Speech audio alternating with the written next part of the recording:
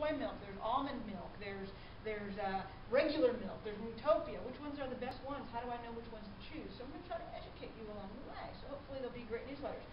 If you've got friends that are trying to lose weight, forward them on, because it's good information not just for bariatric patients, but anybody. And we can kind of spread this health, and you can kind of spread your good fortune at learning and being educated, and hopefully having a place where you can get some great information. The internet is full of so many things. Sometimes it gets a little overwhelming. We don't know really what we should take, especially as bariatric patients. All of this stuff in here, and why is it good, and how is it different, and you came up and kind of studied and go, gosh, I wish I had a camera, I could take a picture, so I knew what I needed to buy. Well, I want to educate you so that you can go to the store and learn how to do that and make the right choices. As far as exercise is concerned and this lecture is concerned, you've got a copy of it.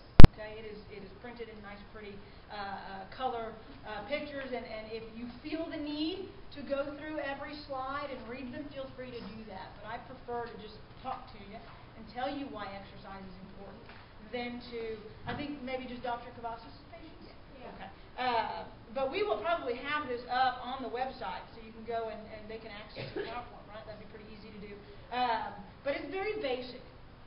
And I modeled it off of suggestions from Dr. Cavazos when we started this, but I found real quick that it's almost too basic. Because again, you know how to exercise. You've done it before. Everybody's had a gym membership or been a member of a gym or has tried to lose weight in the past, right? This isn't your first attempt to lose weight.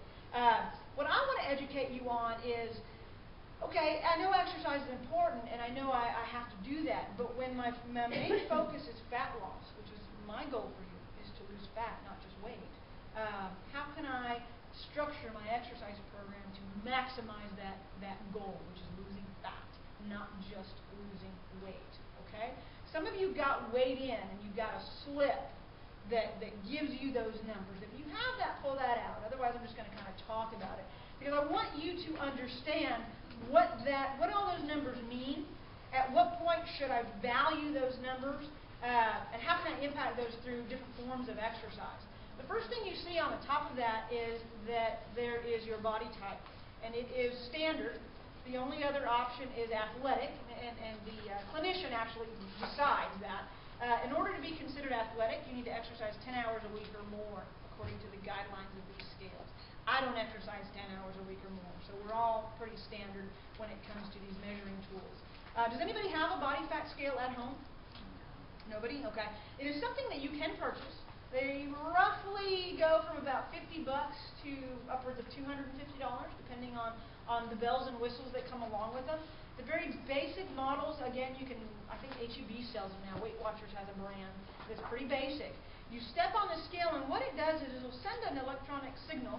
You'll see on your sheet about halfway down there's an impedance value, and that's just the value of a signal that goes through one foot, which is why you have to stand barefoot, goes up your body and comes out the other. And the speed at which that signal travels determines all of these numbers. Okay? So take that with a grain of salt. It is not the gold standard when it comes to body fat, but it's a very easy tool for you to purchase. You can even buy them where they're just handheld, and you manually input your weight and your height and your gender, and you squeeze and hit the start button with your thumb, and pops out a body fat. Okay? So there's the foot kind and the standing kind when it comes to these bioelectrical impedance scales. There's also skin fold measures. Anybody have those done? Okay, skin fold is when they pinch an inch, so to speak.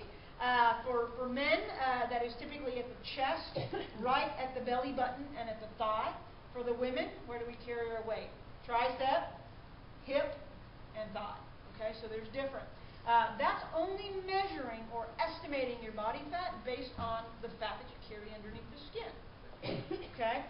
Kind of think of your body fat right now. Are you kind of a jelly belly, or are you a hard belly person?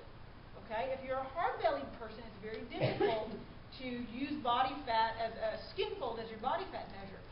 Especially when I measure men in the gym. Sometimes when we think of barrel-chested men, they come in and their chest kind of starts here, and it goes out, and they look like they're 18 months pregnant. But their bellies are this hard.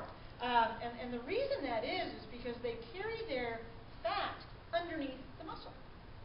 So they have a layer of skin, a layer of muscle, and the fat's all inside. So when I go to pinch or try to grab an inch, I'm hitting muscle. There's really no fat there. So their body fat measurement, when done with skin fold, ends up telling them they're ideal, that they're low body fat. When I'm looking at them going, sorry, So sir, for you're that not. typical kind of person, would this machine This give machine a better would idea? be a better ballpark figure. There's also taking circumference measurements. If you go online and you were to Google body fat calculators, there'd be a couple of different ways you can do body fat that estimate your percent body fat. But yes, that would be better for that type of a person because they carry too much weight inside. That's also a dangerous way to carry your weight because that fat's all around those organs. It doesn't have that muscle kind of protecting the organs from the fat, so you've got very fatty organs, and that's a bad thing. But as far as these scales are concerned, they are also dependent on your level of hydration. Okay? So if you buy them and you read the manual that comes with them, you'll notice that it'll tell you that you should measure your body fat in the middle of the afternoon. Well, who in their right mind that's trying to lose weight is going to step on a scale at 4 o'clock in the afternoon? Okay? You get up in the morning, we get unclothed, we pee, we exhale, and we stand. Okay? That's how we do our body fat and our body weight when we're trying to lose weight. We don't do it after we've had 3 or 4 meals. And my goodness, that's going to make me 8 pounds heavier. So, take that with a grain of salt as well. But know that that's not 100% accurate, but it is going to give us kind of a jumping off point. So take a look if you go further down after your weight. The next thing you have on there is going to be your BMI, right? We're all familiar with that term, right? Body mass index. That is your height and weight as it relates to each other. The higher your BMI, the more at risk you are for developing disease.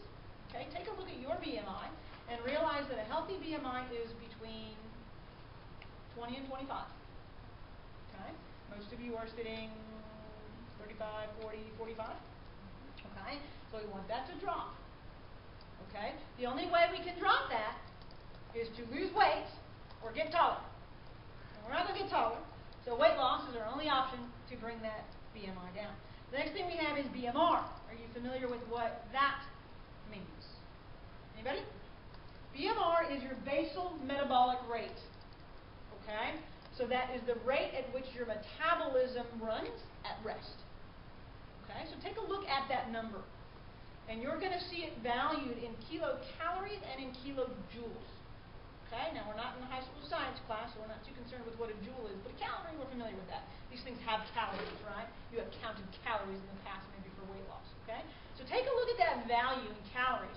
And you're going to notice it's somewhere probably between 1,500 calories upwards of 2,000, 3,000 calories. Okay, so what does that mean? That means your engine burns that many calories to maintain its current lean tissue. Okay? Your lean tissue is everything that's not fat.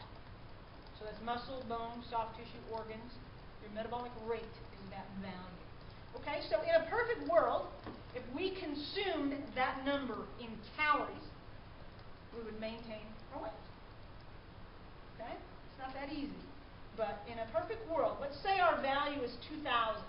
I need 2,000 calories to maintain my weight. So I'm going to have breakfast, lunch, and dinner, because we're not snacking, right? So my breakfast, my lunch, and my dinner values add up to my 2,000 calories. I do no exercise on top of my daily living, I should maintain my weight. If we were to assume a calorie is a calorie. Now, you can intellectually understand that if I eat 2,000 calories, which is maybe a number 5 extra cheese, water-sized fry from Whataburger, and a real Coke or Dr. Pepper, which is what she likes to eat. 2,000 calories, okay, let's just say. If I just had that for lunch, ate nothing else all day, versus breakfast of maybe oatmeal or eggs, turkey sausage, something like that. My lunch is a big salmon salad or something like that with a side of fruit, and my dinner is another lean piece of protein and some vegetables and so forth, still equals 2,000 calories. Am I going to maintain my weight on both of those 2,000 calories? Probably not. If I just have Whataburger for lunch, I'm probably going to increase my weight a little bit, even though the calories are the same. So a calorie is not necessarily a calorie. But in theory,